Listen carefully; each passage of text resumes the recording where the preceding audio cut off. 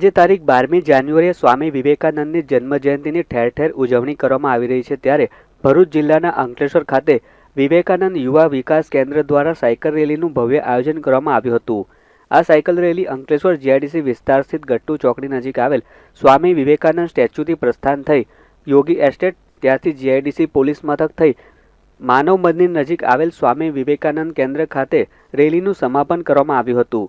આ પ્રસંગે રામકૃષ્ણ વિવેકાનંદ ચેરિટેબલ ટ્રસ્ટના ટ્રસ્ટી ડોક્ટર હરેશ શાહ સહિતના સભ્યો, અંકલેશ્વર બાઇસિકલ ક્લબ તથા અંકલેશ્વર રનર્સ અને વુમન રનર્સ ગ્રુપના સભ્યો તેમજ મોટી સંખ્યામાં સાયકલિસ્ટોએ ઉપસ્થિત રહી સાયકલ રેલીના કાર્યક્રમને સફળ બનાવ્યો હતો। ભારતનો ઉદ્ધાર કઈ રીતે થાય એની આખી ભૂમિકા તૈયાર કરી અને એ રીતે એમણે આખા ભારતને જાગૃત કર્યા, ભારતની સ્વતંત્રતા માટે યુવાનોને તૈયાર કર્યા અને ચરિત્ર ઘડતર પર ખૂબ એમણે ભાર મૂક્યો અને જે આજે અમે એ ચરિત્ર ઘડતરનું કામ 5 સ્કૂલોમાં ધોરણ 7 અને 8માં કરી રહ્યા છે।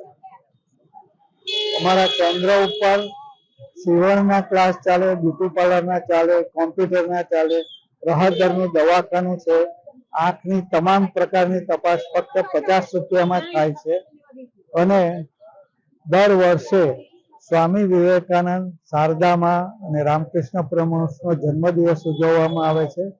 કેન્દ્ર પર દર બુધવારે સત્સંગ થાય છે, દર એકાદશીએ રામનામ સંકીર્તન થાય છે।